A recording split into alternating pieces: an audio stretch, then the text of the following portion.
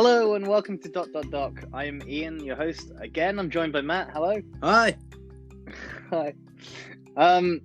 Today we're talking about episode 3. What? So this episode seems to be just mainly about the disappearance of Carol's husband, Mr. Don Lewis. Don Lewis, who just mysteriously vanished 20 years ago. Do you think he owns a shop? Yep, that was a terrible joke. I'm here all week, people. I'm here all week. Well, Don Lewis, John Lewis. Yeah, that was piss poor. That was terrible. I'm not even going to cut that because that's so bad it's good. No, it's not even remotely good. Anyway, so the episode mainly opens with a bunch of people saying, was it like Mark McCarthy, who is a keeper? He was one of Mario's keepers. Mm-hmm. But I think he runs his own zoo. I'm not too sure. He says, I saw him about a month before, and he did mention to me that he thought his life was in danger.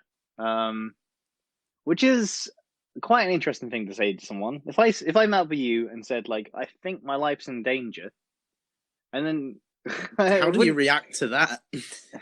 It would be a whole thing, wouldn't it? Like, why would it? Yeah, surely the conversation doesn't end there. I think my life's in danger. Okay, see you later, Barry.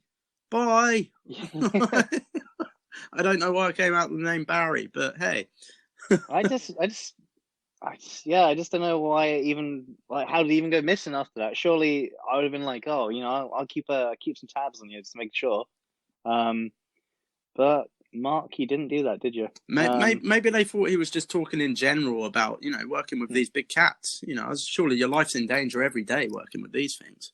Oh yeah, I suppose good point. That's he could have meant that. Then there is Vernon Yates, which is the quote that you keep on hearing. He says there were so many strange twists in that story that you have to write. You would have to write books and volumes of stuff that went wrong. The lies that are out there. Uh-huh. And yeah, we've heard that throughout the whole thing so far. I think like that quote comes up at least once or twice each episode. And yeah, then it kind of goes to Carol and she says like, I don't regret any of what I've lived through. I wouldn't be standing here today otherwise. And kind of in that kind of that way of thinking of like everything happens for a reason, I guess. Yeah. I mean, I must admit, like a lot of the quotes and a lot of stuff that's shown in this episode is like prime like quotes to put in this. Like if you want to make it look like she did it, or if she, it's kind of like super kind of double meaning quotes. Mm-hmm. Everything that's in this. But yeah, obviously we've got Joe explaining his thoughts on it. He's basically kind of just said that, yep, she fed him to the tigers. Put him through the meat grinder. Put him through the meat grinder. Or if not through the meat grinder, in the septic tank. Yeah, one of them. Joe's pretty much just going, wherever he's ended up, she killed her. Like, I don't know. He's the driving force behind this. He's got like, there must be so many videos about this on his show, on his YouTube if he does that. This whole thing, it must have made him quite a lot of money overall. Oh yeah, just playing on this. But we'll go into that in a little bit. So we see Don's ex-wife in this and his daughters. And Don's ex-wife says on the last day that she saw Don, he said that he was divorcing her and that she was one of the worst people he had ever met in his life, and she was very dangerous. Yeah. I mean, even that, like, the trouble is with all these kind of quotes from these people is you literally have you've got, it's taking them at their word, isn't it? Because you obviously Don's not around to ask if that was really said, and obviously they're no fans of Carol either, being that, you know, Carol kind of, I guess, stole Don away from her. So, and with that was a lot of money as well. So it's one of those things where you kind of think, well, okay, is she telling the truth, or is that kind of like a bit of bitterness coming through?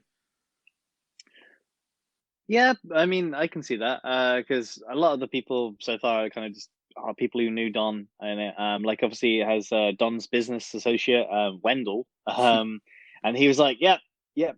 He definitely told me he was going to divorce her, and then I never saw him again. So it seems like, you know, for the last month or two before he disappeared, he must have gone to everybody who would listen, everybody he's ever met in his life, his mechanic, everybody.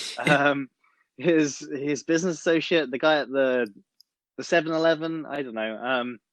And he's told everybody, he's like, "Yep, divorcing Carol." And it'd be strange if I disappeared. And by the looks of it, like inviting them down to Costa Rica with him, which is very strange. Like, again, I don't know. Perhaps he did. Perhaps he did say, "Why don't you come down with me?" Like to his mechanic. But it seems, you know, how friendly are you with your mechanic? Are you friendly enough? You know, this guy fixes cars for me, but I don't know if, you know, if I had a car on the road, broke down, mechanic fixes it, I don't know if I'd be saying, "Hey, fancy coming with me down to IB for this summer?" You know, I barely know you, but hey, can you fix a car? It just seems an odd request to ask of a mechanic. But again, for all I know, they could have been quite good friends. It's very murky in that sense of, like, you don't really know any history of their relationship other than a relationship that you would have between a mechanic and the person who owns the car. So it is quite murky, really. Again, you're kind of having to go off of their word. Yeah, it does seem like there's a lot of that where you kind of wonder, like, how well they knew this person. Are they? But I mean, the mechanic guy, I forget his name here. Where is it? Dale Lively. Yeah. And he knew quite a lot about Don anyway, so I think they were good friends because he was like, oh, like he carries around a $500 bill in his wallet just because he could. Yeah. Which, one, I didn't know a $500 bill existed until today. Not being American or anything like that, but yeah, I was like, oh, be a nice thing to have in your pocket. You know, if that's your loose change, then you're doing pretty well in life. No, but I'd say that's probably worse than like carrying around 50s in your wallet and stuff. Like here, like a 50. If you hand a 50 to anybody here, yeah, but like, it's not there to spend, is it? It just looks like a power. Yeah, it's a status thing. Yet again, like, which is kind of thing that is. It's kind of a big thing with these types of people, is it's this power and this status thing. There was also Don's handyman also chimes in on this. He worked for him for 10 to 15 years. He was friends before that. And he says that Don was, like, you know, quite a secretive guy. And he would bury his money and gold bars. And he, by the way, the guy's called Kenny Farr. So if we revert to Kenny, that's who we're talking about. And he said he estimated that Don was probably worth about 20 million. And he says this, obviously being this handyman, you see him with like a JCB digger, and he's sitting in quite like a nice house, I think. It's got like a nice pool behind him. And who knows? I mean, I guess it was probably just him and Don who probably knew where this stuff was buried. Yeah, I guess so. So yeah, Kenny looks like he's doing well for himself. Maybe he dug it up. Yeah. We meet Anne McQueen, who's Don's executive assistant. She says that he's worth roughly 7 to 7.5 million. Yeah, I mean, there does seem to be, like, there's a few people that do kind of like chime in on how much Don was worth, and it almost appears that either they're just purely guessing, or Don has told them each a different sum of money. because I mean, it's there's quite a big difference in the sums of money that each of them say. yeah, I mean, I think Kenny's the one who kind of it shatters it and like and puts it out of the ballpark kind of thing. Where he says 20 million, everybody else says about 7, 5 to 10 million and stuff. So that's why I was joking that like Kenny might have, knew where all this. Like he's the only person who even mentions that Don buried money or gold Yeah. bars. So I just thought that was funny, like having him just shown with a digger and stuff. And he's like, yeah, like. So yeah, like Don's like a millionaire, and his family said that he's got green thumbs, but the green thumbs for money, and that everything he touches he can make just turn into money more or less. He's just such a successful businessman, and yeah, he ends up meeting Carol. Was it like she was walking along the street crying to herself after an argument with her ex-husband? And Don, 20 years older, is driving along in his car. And he sees this young girl on the side of the road crying her eyes out and stuff, like walking along. And he's like, hey, get in my Hop car. in. Hop in. But he does, like, obviously this doesn't work because that just doesn't work. You wouldn't get in some randomer's car, especially someone who's like quite old, much older than you. Like, and someone with a gun on his on the seat right next to him. The gun wasn't there at first, was it? The first time round, he just asked her, and then didn't she say that he basically rode back round the block, and then when he pulled back up and asked her again, yeah, it was like three times, wasn't it? So yeah, but I just thought it was funny, like how on the third time it was like, yeah, I've got a gun on my seat now. It's like kind of get in. You can point it at me, but I just need someone to talk to.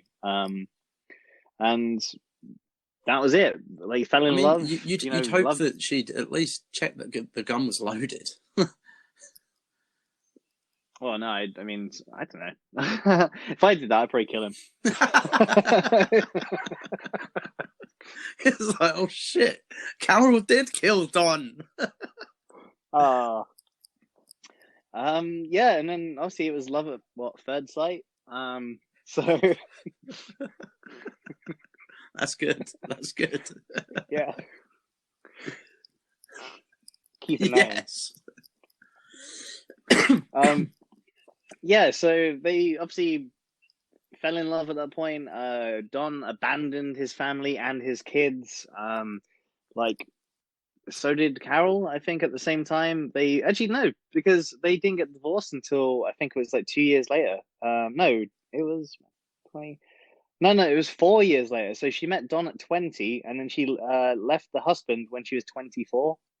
And she only got married 3 years before to Mike. And she had a kid with him. I mean,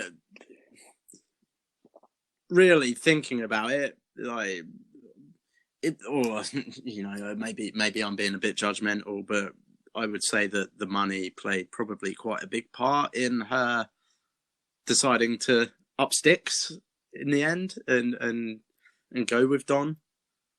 Or were they? Does it say whether they were, like seeing each other whilst Carol was still married, or was it he was trying to win her over in those 4 years? I think they knew each other because it makes it seem like he just abandoned, like he and her, and just abandoned their families. But it looks like there was a 4 year kind of gap between meeting them and abandoned families. So I don't think it was as abrupt as it wasn't like she slept around one night and that was it. As far as I can tell, like it was over a period of time. That was for me just writing it down, working out what's going on. Because I was trying to make some notes and stuff on this so I can like get a good clear picture of what's going on here. I'm going to solve this mystery today in this. But yeah, I mean, I call me cynical, but I would say that that money probably did play quite a big part in her making that decision. Maybe. I mean, maybe I don't know, like how much. I mean, it might have helped overall, but she might have liked him Oh overall. yeah, I'm sure. But They a it millionaire shows up on your doorstep. You probably money money is quite a powerful thing. yeah, yeah, I suppose. If it I mean, guarantees you this life of luxury, when obviously she's had quite a bit of a dark childhood, then that's like all her dreams come true. yeah, I suppose it's kind of like run away, She's off to and then Easy all of Street, yeah, well, she's quite wildlife in literally. East after Easy Street.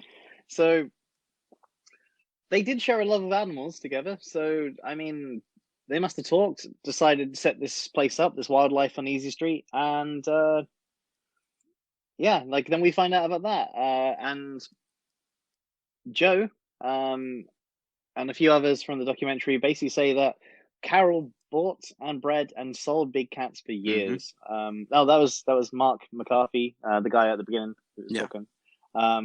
Joe saying into the camera that she spent $94,000 to buy animals to fill your so-called sanctuary. And like he said, like you bought them all, but like you said that they were rescues, and you're fraud in the Yeah. public. Um, Which kind of, and to a degree, can with that knowledge come into light, you can it brings a further understanding of why Joe sees Carol as such a hypocrite. Or you can see it through his eyes, at least, that you're attacking me for doing this now, but it's something that you had done for years, and now all of a sudden you're holier than thou. Like, it makes sense why he'd have a bug to bear over that side of things. oh, yeah, absolutely. But the one thing I did wonder is they talked about buying the first bobcat from auction, who was going to be like stuffed as like Mm-hmm. taxidermies. Um, would you count that as rescued? I mean, I would say that's like I was rescuing the Well, animal. yeah. Like, I mean, if the animal was going to be killed to be stuffed, then yeah, no doubt that is a rescue. If that animal but goes if from a future of being still with, I don't know how they stuff these animals, fluff, with fluff inside of it, let's say. I think sawdust and stuff, I isn't have it? Yeah, no idea. Taxidermy, isn't it? Yeah. yeah, yeah. But yeah, so yeah, that is a rescue of sorts. Yeah, because they say they bought the first animal from an auction, bobcat, and then they went on to like buy 56 the next year with like and lynx. So they buy all these animals from the auction to try to save them, because I guess they were being used for fur and that. So in a way, I would say that they're still rescuing them. I mean, as much as Joe says that as they've just rinsed all that money to fill their sanctuary and Yeah, have them coming but in. Um, again, like, we only have what we hear from this to go off. So again, like, how true is it that they were purchased because they were going to be stuffed, like all of them, or oh no, I don't think all of them were going to be stuffed. I think it was just that bobcat was supposedly, but then after that, it was mainly for fur, like based right? reasons. They were going to turn them into, it was like 101 Dalmatians Yeah, yeah, situation going on. So they're going to be made into a lynx coat, or yeah, you know yeah. a So bobcat yes, coat. that is rescuing them. Like, if you're saving that Yeah, animal from death, that's rescuing them. Simple as that. Definitely. yeah, and I guess they obviously set up the zoo because of that, because they got all these animals. What are they going to do with them? Let's turn it into like a wildlife on Easy Hmm. Street, so people can come. I mean, I imagine that was probably like a bit of Don's idea on top of that, because he's just spent $94,000 to buy. Too much. that was probably just a made up number that Joe come up with. Yeah. Um, I mean, yeah, but so he's Don was obviously fairly, or you would imagine he was fairly entrepreneurial. Like, so yeah, I would think too that probably a lot of that came from Don. But then after that, we meet a guy called Dennis Hill, who is this cool biker guy. I love his he's beard. this old guy. Yeah, it's like this kind of like, it's the beard. Just I don't know. It's like plaited, isn't it? Yeah, but it kind of looks so messy. Yeah, the whole thing just looks like, yeah, he's literally kind of stole it off like a doll or something and put on. Yeah, it doesn't quite go. It's almost a bit askew, isn't it? Like, yeah, it's a messy plait. It's a messy plait. A messy plait. A messy plait. Yeah, like plaited hair. Come on, Ian. Yeah, I mean, okay. You'd never plaited your hair before, Ian. No, I haven't. I don't think I'm ever going to get the opportunity to do that. Plait that beard. Plait that beard. No, I think, yeah, I don't know. The most I use is like oil on it. That's it. Done. And that's just for the skin underneath. But like, yeah, let's move away from the beards. But so he claims that he sold them their first tiger in 1995. And then she gave him like a VHS tape of, you know, like it was like a little while later, she gave him a VHS tape and it was about her guide about raising exotic animals as pets. And this is, I feel like, the smoking gun of it. This is something that I think Joe must be like losing his mind about. Definitely, and rightfully so. Like it's all there. Like the evidence is plain as day, right there. Because she says in the tape, we'll show you how to take care of them, how to take them from the mother, accumulate, I don't know, whatever. You know what I'm going to say. Them to social life with people. Accumulate. She's going to accumulate? No, is it accumulate? Acclimate. Accumulate. There we go. Cool. Yeah, and it shows her kind of like rinsing one underneath a tap. She's like feeding them. She's like spraying them with like hose and stuff in the garden. But the whole point is that she was shown how to care for exotic animals as pets. So I imagine that was an idea that she had early on. I mean, she's definitely not in that boat now, but she definitely started that way. Because she seemed pretty young in the video. And, like, her voice in the video as well is very like it's almost like reading off a script. Oh yeah, absolutely. Because I mean, she's narrating over the top of bits and bobs, you know, just and I mean, but, again, like, there's no doubt that is hypocritical. Like, and I can totally understand Joe's anger towards that. Like, completely understand it, because it is completely hypocritical. Like, especially as she's not only doing it, she's teaching others how. So in actual fact, in the grand scheme of things, she could have set up, like, unknowingly set up half of these places that are keeping and breeding big cats, and now she's on the other side of things, raking it all back in. Like, it's a pretty good business strategy. Yeah, I mean, she did have the video made up and stuff, so she must have given them out to people. There must have been even like something where you could have possibly bought them. So or... really, like, it's like she's created an even bigger problem. Like, it's not just a case of she's just doing it; she's teaching others how. So that creates a you know, without those videos, there could be a lot less of these places that are doing this. Like, you could argue.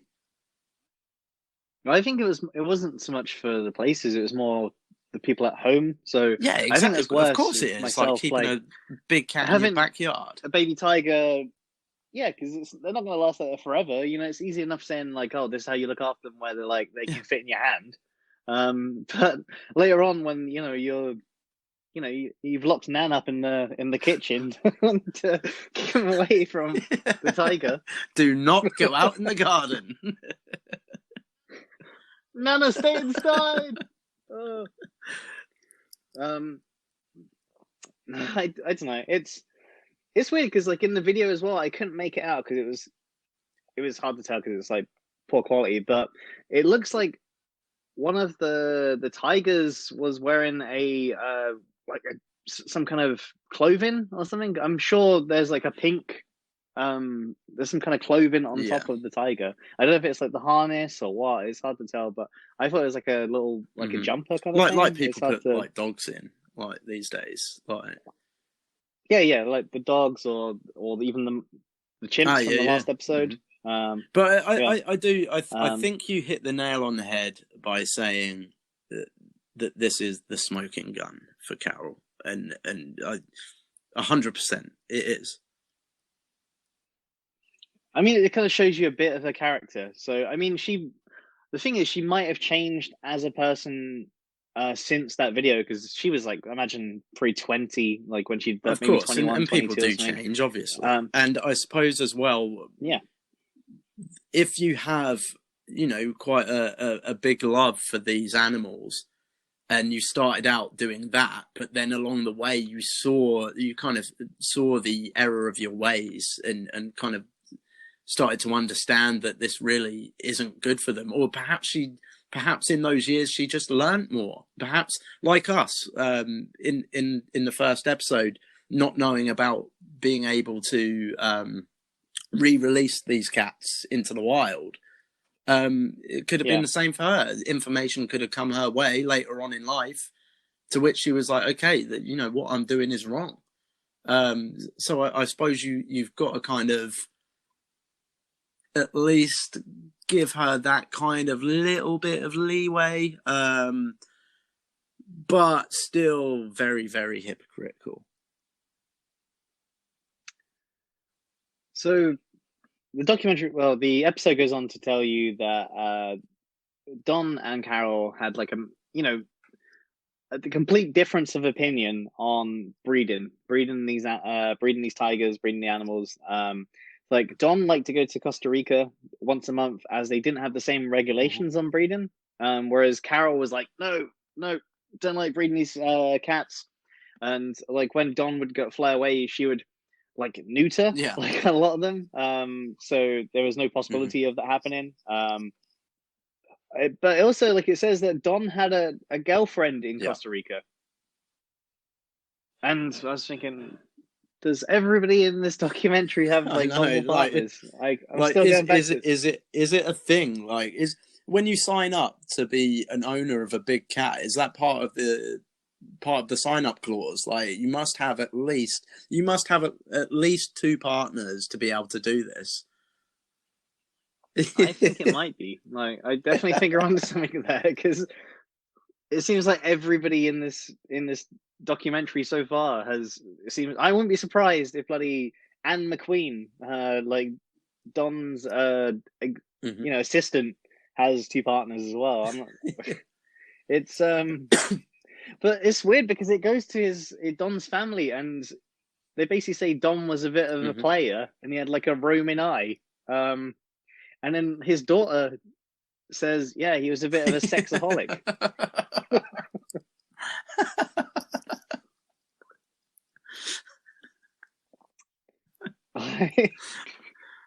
Well, I don't know about you, but I would never mention that in a documentary. Even if, father's missing and something like that, I'm not going to be like, he's a bit of a sexaholic. Like my father's been missing for X amount of years, possibly dead. But here you go. Yeah, he was a bit of a sexaholic. It's a bit of a strange one.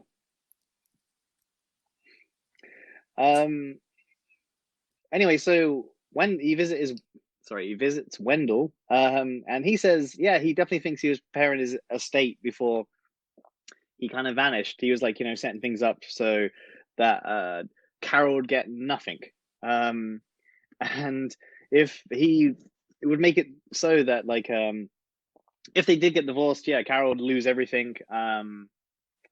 And Don even give Anne McQueen, his assistant,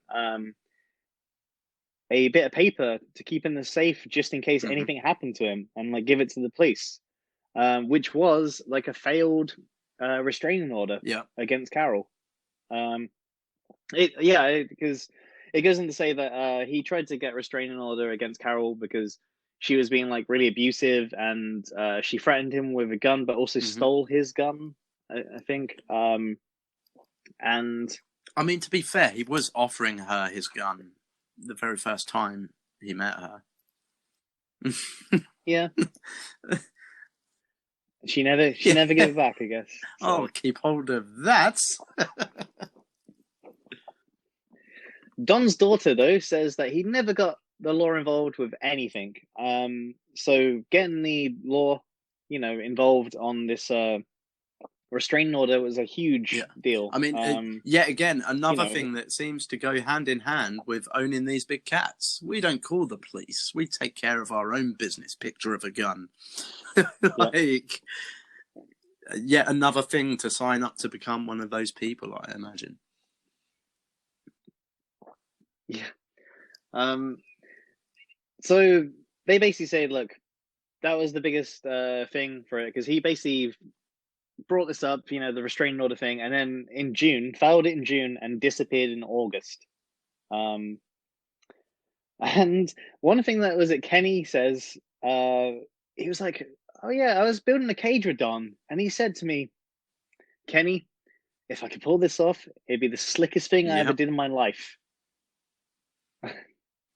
Which is such a weird thing to say. It's a mystery in itself. Like, that one sentence, that one bit of dialogue there is so mysterious, because you're kind of like, what's his idea? What is it? Like, I want to know, is he faking his own death? I see.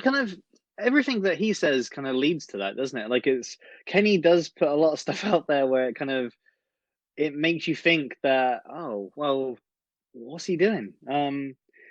So if I don't think that Kenny killed him, for sure, which I think that could be a possibility, the way he keeps on saying stuff, because he's the only person saying this stuff. Or he might have helped him disappear. I mean, the friendly handyman, he's been hiding money, and now it's his time to go. Or Carol Baskin murdered him, that's the other option right there. Carol Baskin. Just listen to Joe. Yeah, but I don't think it would have gone. The music video wouldn't have been as good if it was like, "Oh, Kenny, won't you dig up my gold?"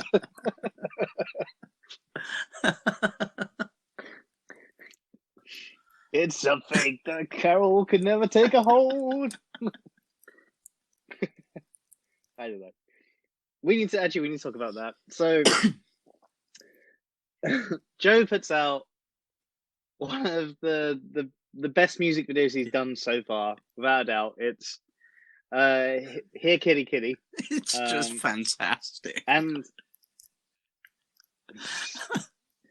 it's just insane, because it's got Joe looking like a half cowboy, half priest. I don't understand why he's wearing a priest would never lie, dog collar. Yeah, so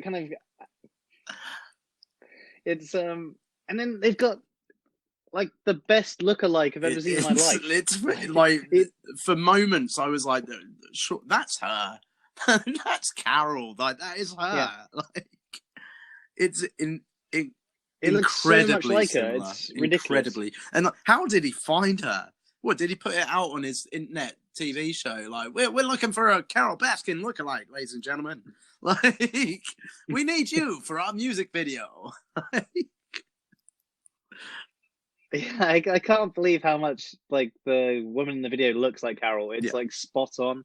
Like, I mean, at the time when he did she might not have looked like that, like per se, because like, but she now yeah. looks like that for sure. But I know, was it Doc Ansel was He raving loved it, about it. didn't He was he? like, It's the best thing he's ever done. yeah, if you haven't seen it, you have to watch it. Go watch it. But Just that video in yeah, itself, like, could you not get in trouble for that? Is that not like, I would think you could get in trouble for that, couldn't you?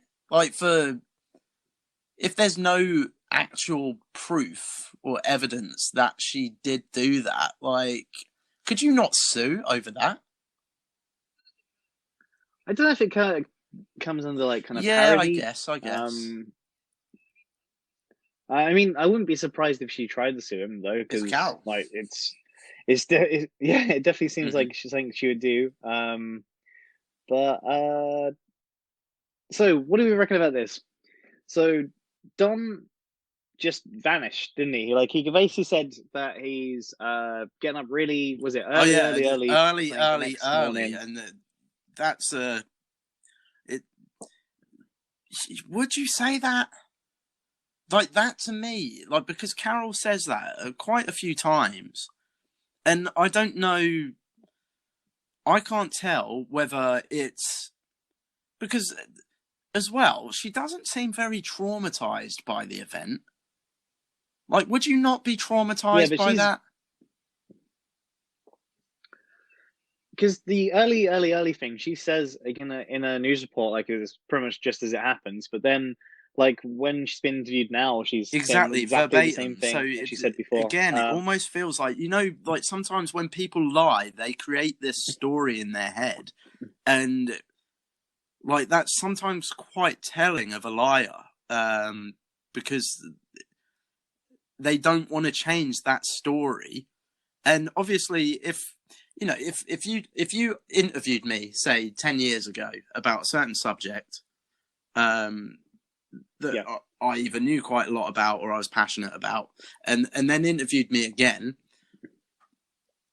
being that I still had the passion for it, I would probably roll off the same kind of dialogue about it, but it wouldn't be word for word. And that just strikes me a little bit as strange, I guess.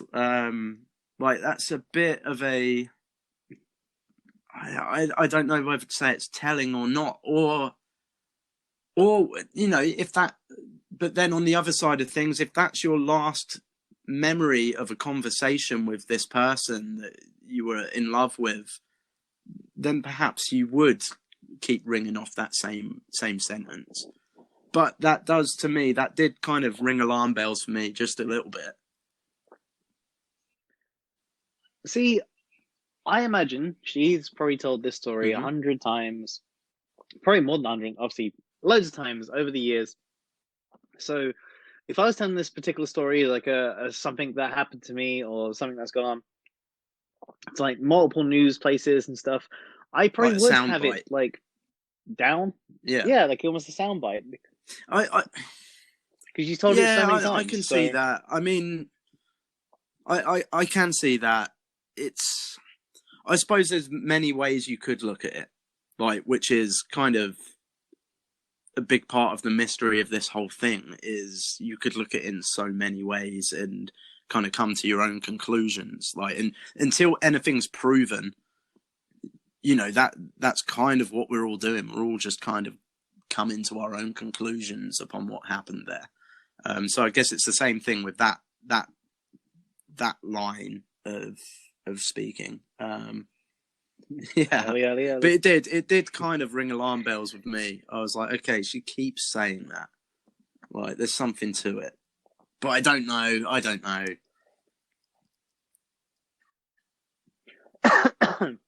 So the police investigate this. So they basically search her whole property, and there's like 40 acres, and they walk it and like aerial surveil it, um, to see if they can find Not any sign dropping of Don. grenades, though, Like no. they can't. No dropping grenades today.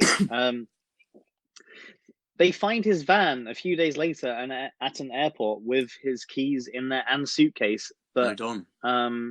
like no Don at all. Like Don was done a disappearance, disappearing Don, and I don't know. The cop was basically said the van's planted there. Like he thinks that someone just planted the van there. The only prints they found on the van, like because the van got taken back to was it Wildlife on Easy Street, and it just sat there Which for a few again days. is Before kind of probably not the way things should be done.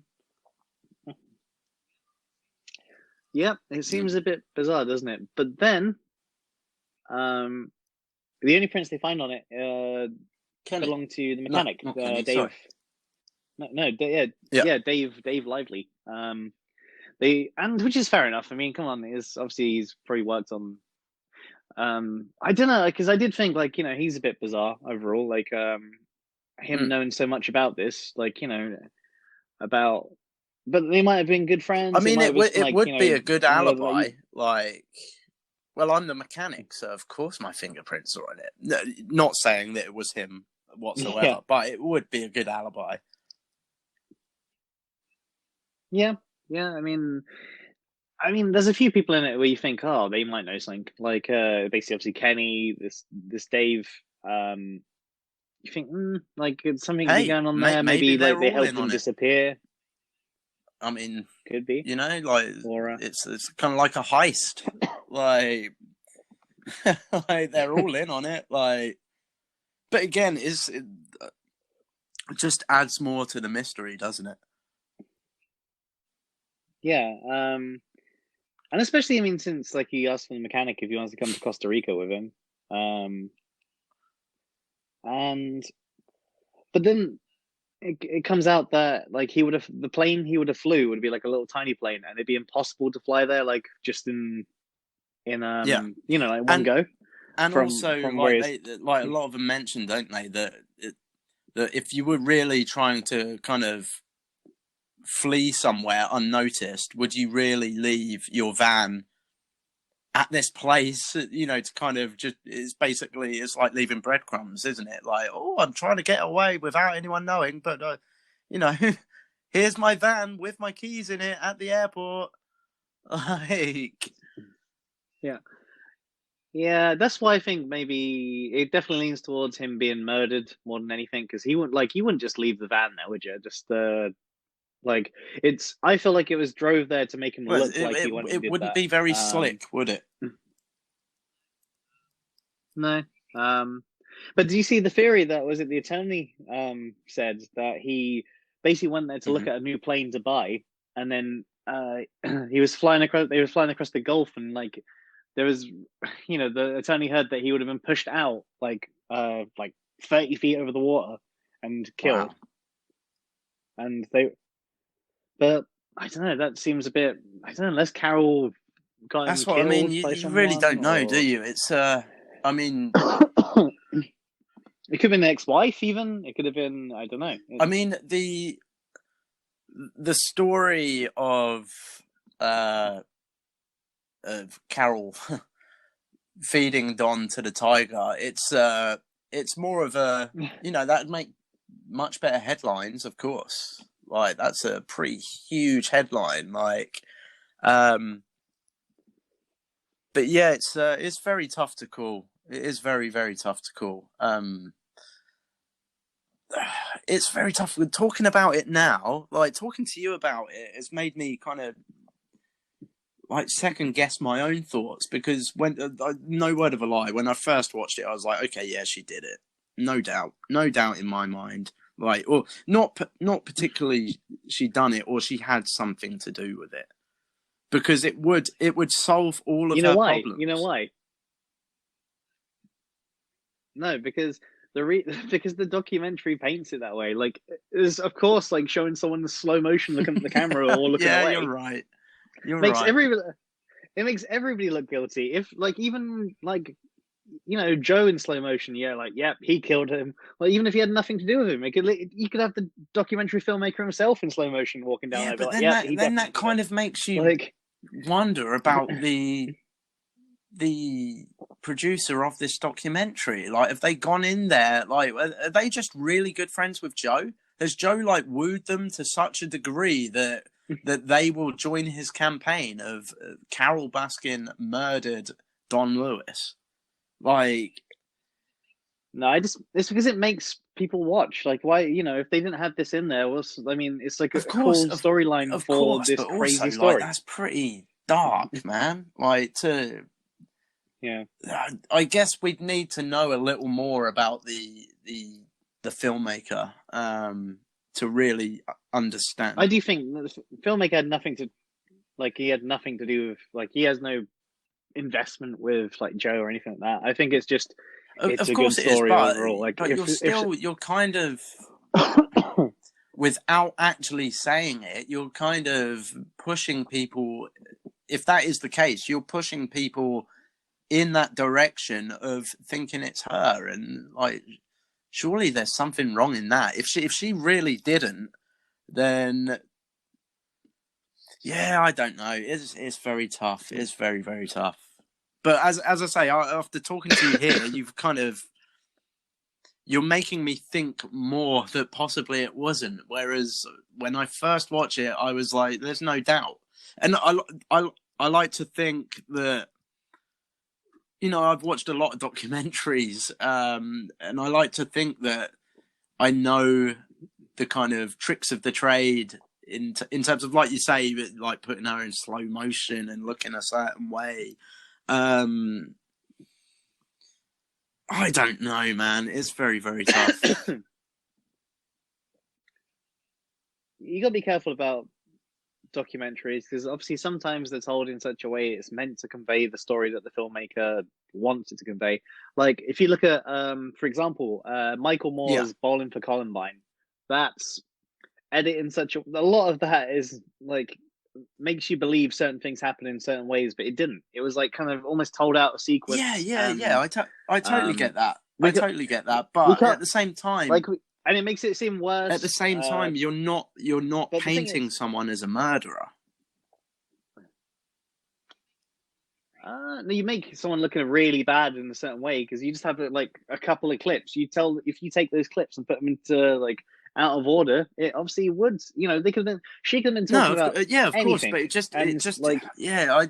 I, I guess, I just, I can totally understand that, and you are possibly completely right in that. But I guess the kind of good nature in me would like to think that someone wouldn't do that just for documentary's sake. Like, but if it was something a bit smaller than someone murdering their husband, I could be like, okay, yeah, they're just, they're trying to create their own narrative of this story, to perhaps garner more viewers. But yeah, I struggle with that, but maybe that's just because I wouldn't be able to do that. But for all I know, this documentary maker might be like, well, what do I give a fuck about Carol Baskin? Everyone hates Carol Baskin. yeah, hashtag fuck. Was that it bitch that Carol. bitch Carol? That's right. The amount of people who have said that to me today is like crazy. Just everywhere on like social media and stuff, just seems like it's that like on like people like posting merch of that. I'm trying to avoid that kind of stuff just at the moment because obviously I haven't seen the whole thing. Yeah. I'm trying to like hold. I mean, maybe that's sport, it. Maybe if people are like that, and if by episode 3, when we're kind of finding out this part of the story, we're kind of maybe second guessing over what we think happened, but perhaps later on we might watch and be like, okay, there's no doubt in my mind now. Maybe that's the case. Yeah. Anyway, let's get back on track because we kind of went off on the scenic route for a bit, I think. But so there's a couple of things though that get mentioned. So basically, Don doesn't have a pilot license. He had it and he lost it the next day, so he wouldn't be able to fly. He shouldn't be flying to Costa Rica anyway, so he would just Hmm. fly under the radar. Um, Another thing is that Carol's brother is it a deputy? It's part Like of the police force. he works for the Yeah, part of the police force there, and there's kind of talk that he may have swayed things in such a way, or kind of like maybe like made the investigation against Carol kind of yeah, yeah, null almost. No, I mean like he yeah. kind of Which held things back and stuff. again, you're making me second guess everything now, man. Like, but it does come across that way. And the kind of, I guess, again, smoking gun for me is the fact that that truck ended up back on Easy Street before any actual testing was done for a few days. So there's so much that could be tampered with within that time if you had the right know-how. Yeah, but could it have been that Carol's brother took it back to Wildlife and Easy Street in the meanwhile because he thought, oh, she might need it and stuff. Yeah, but if it's a part And of a that's why it's possible back murder there. investigation, Yeah, but I think the reason why it ended back there is because he dropped it there, and it's kind of like, and him realizing that, oh shit, I shouldn't have done that. Like, maybe it was because it was like, because it was family, he would kind of wasn't thinking straight. yeah, I can understand that, So but still, like it does seem a it, bit like it at least comes across very kind of like dirty cop type of thing, you know? but then we come up to the next smoking gun of the episode, um, is that Kenny and Carol break into an office that's owned by Don, and they cut the locks, like cut the power. It sets the alarms off, so Anne McQueen's notified about it. And in Anne's office, under a desk, she had like two wills Mm-hmm. and two power of attorneys, and those just disappear. And the new power of attorney that materializes from this is one with the line "upon my Yeah. disappearance," which was created by Carol. It says, yeah, created by Mm-hmm. Miss Don Lewis, which was a bit bizarre. I mean, everybody even the attorneys like, that's so bizarre. Shouldn't it be Yeah. like kind of upon my death? That makes sense, Mm-hmm. but upon my And disappearance. like But I then, I'd love to see the old will and testament. Like, obviously, if it's disappeared or been destroyed, then maybe we won't ever get to see that. But I very much doubt that was in there. do you reckon that the other will Yes. was upon my death, and this Yeah. is upon my disappearance? And also the fact that in this new will, basically all of Don's money just goes directly to Carol. I mean, that's not that strange because, like, people with wills anyway, if there is a will, it usually falls to the wife, then it falls to the family. What? Doesn't it Well, usually do that? That's the you'll order of have it. you'll have like an executor of the will. Like, so let's say Yeah. you're in a family, and let's say you're one of three siblings, and a parent dies. Within their will and last will and testament, they will have an executor of the will. So whether that be the remaining parent, or if there was no other parent, it would be one of the children, more than likely. So it'd be interesting to see who the executor of the original will was or would have been. Right, okay. It was Anne. So Anne McQueen, yeah. she would have been in control of, or not in control. At the end of the day, your last will and testament is your last will and testament. It's no one else's, but the executor of the will is the one who just sees it through and makes sure that things are done by the book. So yeah, I'd say very, very much so. Yet another smoking gun for Carol there. It is bizarre, but I mean, obviously, a lot of wills, when you write them, if you update them, you say, "I revoke all previous wills and testaments." This is like, it's always the most current one. Of So, course it is. But if um, she you know, if you've seen these films where it's like, if she's sorry, created go on. this new will, then of course she's gonna, you know, if she is the type of person that it at least kind of appears to come across in this documentary, or that she's been painted to be, whatever way you want to look at it, then if she's in control of creating that new will, then of course she's going to put most of it to herself. I think the will didn't hold up because upon my disappearance, no, not the will. Sorry, the power of attorney. Power of attorney. Because upon my disappearance, it's quite vague. It could be like him going away for the weekend and it's not telling her where she is, where he is. So that's why I think that it had to fall back to him being missing for 5 years, and then after 5 years, you can legally pronounce someone.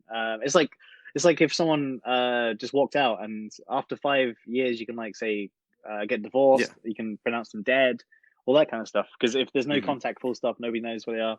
But then So you could look at it also as like, okay, I've just got to do this 5-year stint, and then all of it is mine. If I can just get through the next 5 years, then the world is mine.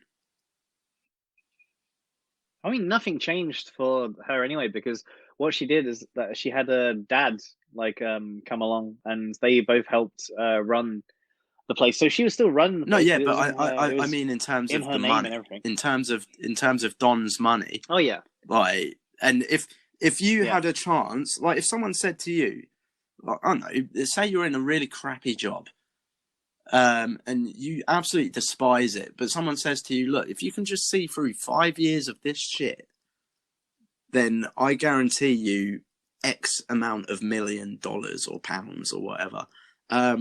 You're more than likely going to see that 5 years through, aren't you?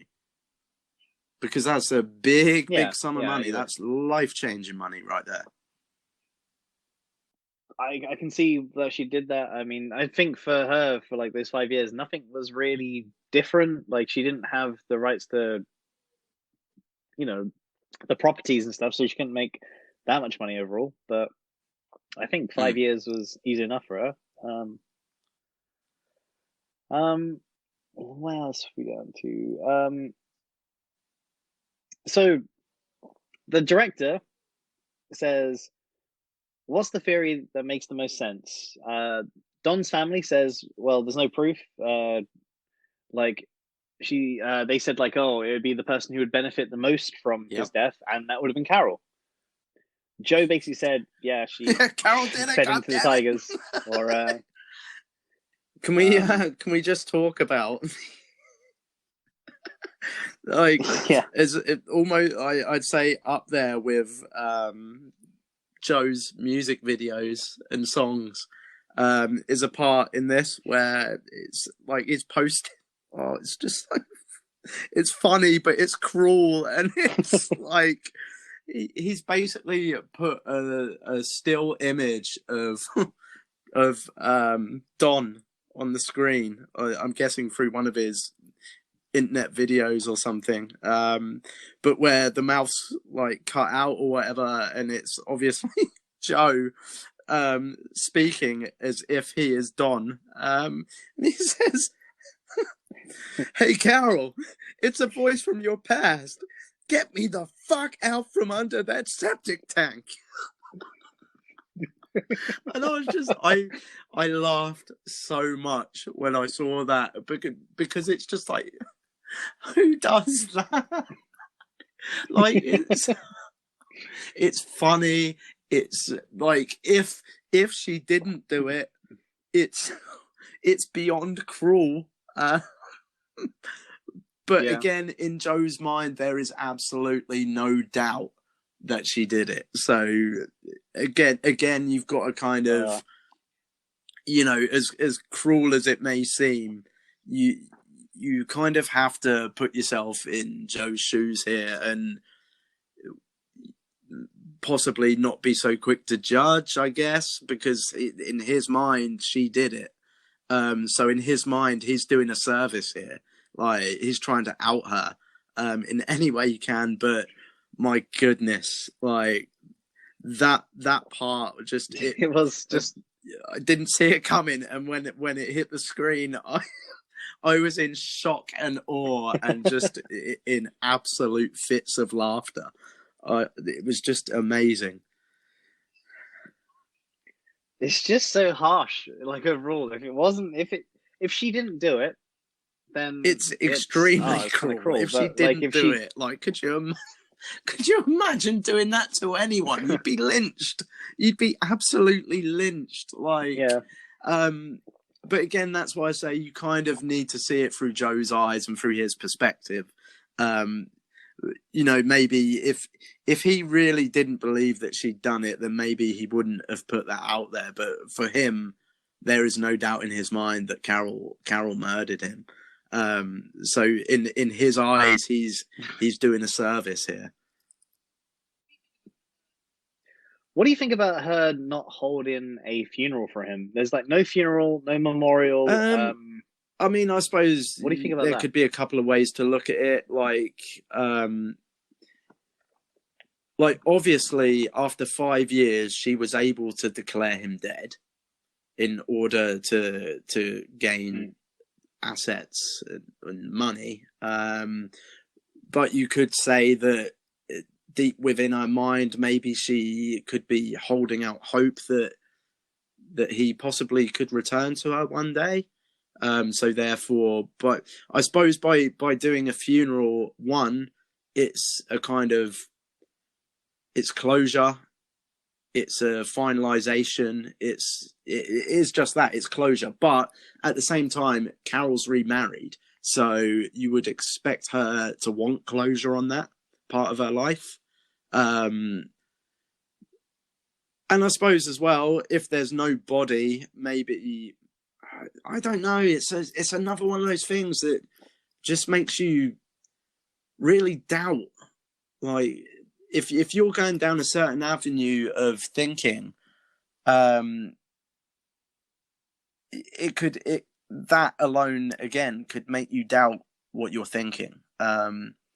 So again, it's another one of them things where there could be many ways to look at it. I mean, what do you think? I do think maybe it's her way of holding out hope, like having a funeral when you don't have a body and you don't think they're dead. But then as well, like it's not just closure. Like it kind of like, as much as you can say Carol is painted in a certain light, like she does quite a lot of things to paint herself in that light. Like, okay, maybe for you, the spouse of this person, you're holding out hope, but then there's other people that love Don and like his family, and what about their closure? What about their chance to say goodbye? Yeah, it's even though you'd be talking to an empty casket, but still, it's an opportunity for loved ones to at least have that final bit of closure. So again, you could look at that as being fairly cruel.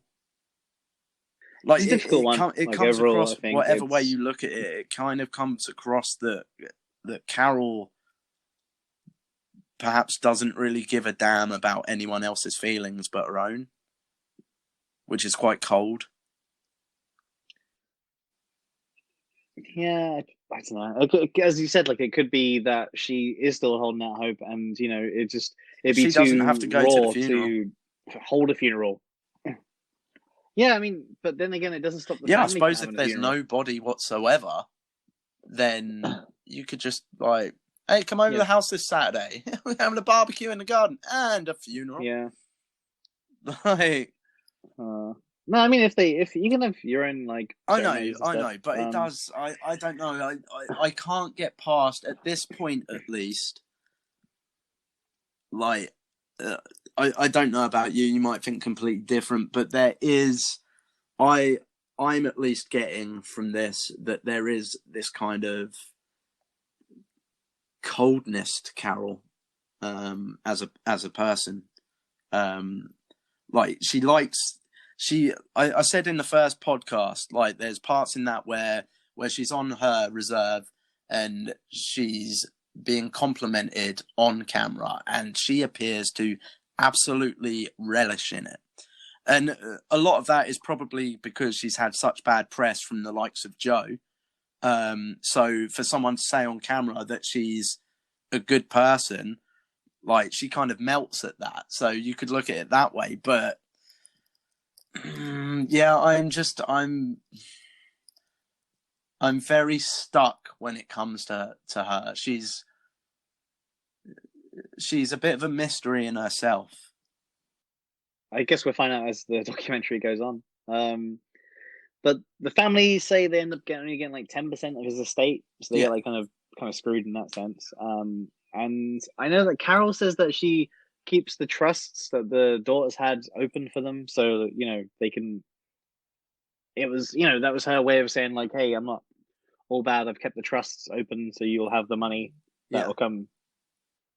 What do you think about the video that's shown at the end, where it's her reading?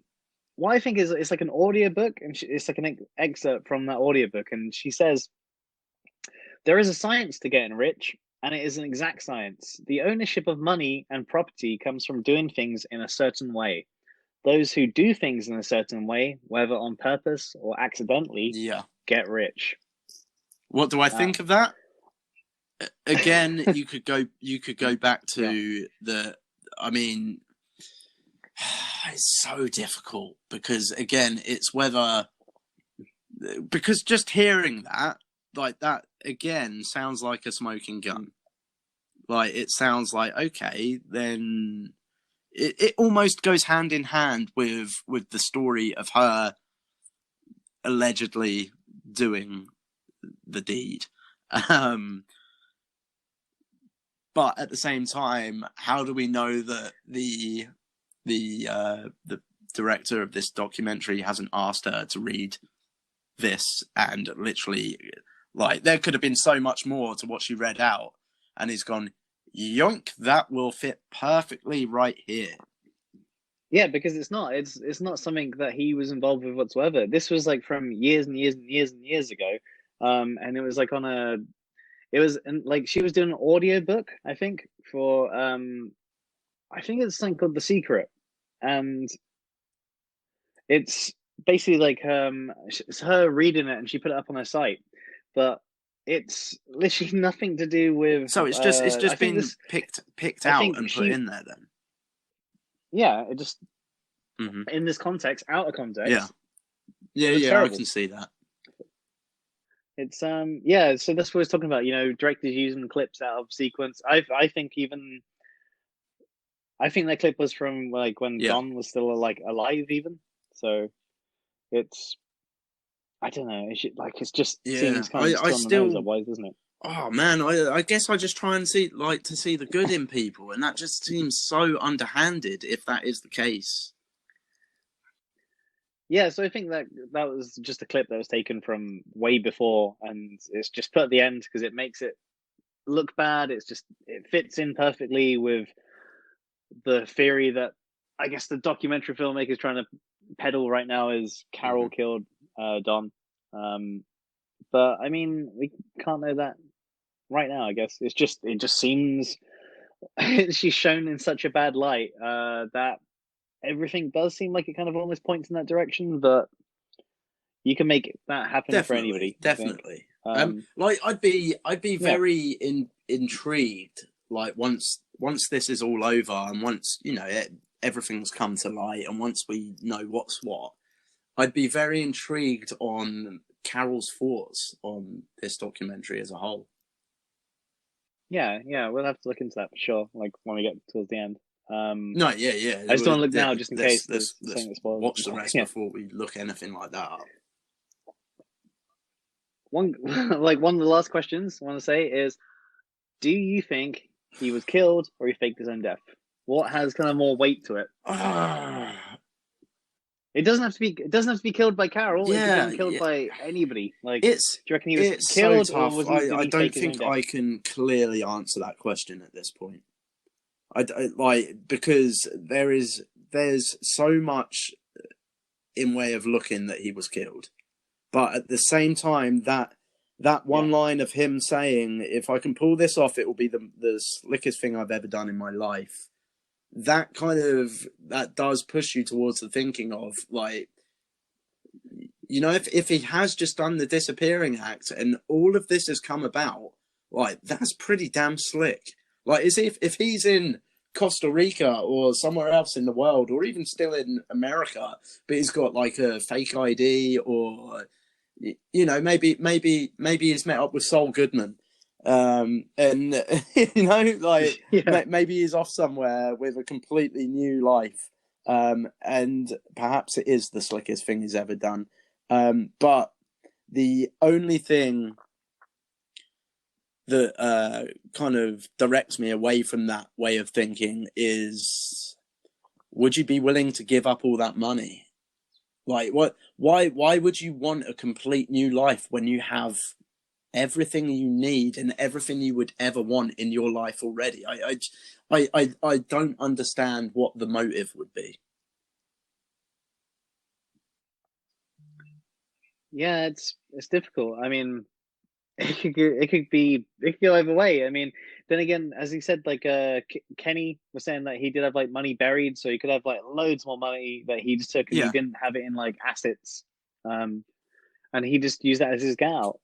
He might have gone. I don't know if anybody's looked into the girlfriend he had in Costa Rica. Maybe he ended up like living his life with her. I mean, he would have been quite old by this, so he could have died of like natural causes yeah, in her arms in possibly. Costa Rica. Like, it's Um, it's it's very tough. And again, without seeing, like, we, you know, there's still what 4 episodes to go. So without seeing what's to come, possibly, like, it's very hard to really distinguish what might happen, because for all we know, next episode it could be right there. Oh, here's Don. Is at a petrol station in Newcastle, England. You know, spotted filling up his car. Like, you know, we don't know what's to come yet, so it's very difficult to judge at this point. But like I say, at this point, I'm I'm kind of 50-50 on both. we'll That's a do a good idea. poll Yeah. on Instagram for this. Yeah, so on Mm-hmm. actually we do it on Twitter and Instagram. Dot.doc on Instagram. Just search us. It's the same logo as what you're looking at right now on your podcast. Yeah, just It'd be check out interesting to hear your thoughts, the but story. obviously, like, you know, we want, like, because a lot of people listening may have watched the entire series by this point, but it's important to get your no perspective, like, if you can, perhaps maybe rewatch episode 3, you know, if you want to take part in this, and in this poll, and just kind of take yourself back to that first time of watching and your initial thoughts, on whether you believe he was killed, or he escaped. But yeah, it'd definitely be interesting to see which way that goes. So the episode ends with Joe in jail, and it's on a phone call, and it's him saying, "I'm taking Carol on because everybody else is too scared to. She has a lot of answering to do. Her day is coming." And that's how the episode ends. This documentary series, like, it does a fantastic job of leaving you wanting more, and the cliffhangers at the end of each episode are just perfect to draw you in to want to watch that next step. It's like a soap opera. Like, you want to, like, Yeah, like, I'm tuning in for that. You know, Joe's in prison and saying, "I'm taking her on." No, everyone's scared to take this woman on, but I'm not scared. I'm Joe Exotic. God damn it! and I'll take her on. Like, and it's a perfect ending to this episode to draw you in for the next. And I can't wait. Yet again, I cannot wait to watch. Yep, I can't wait too. It's gonna be good. So that's it for this episode. If you like this, subscribe if you haven't already. Contact us on the socials. We've got the email as well in the show notes. You can email us and let us in on any of your theories that you think's going on up to this episode if you can. We don't want any spoilers, please. And that's it. See ya. Anyway, bye. I'm Joe Exotic. Hey, Carol, it's a voice from your past. Get me the fuck out from under the septic tank. Oh. That was spot on.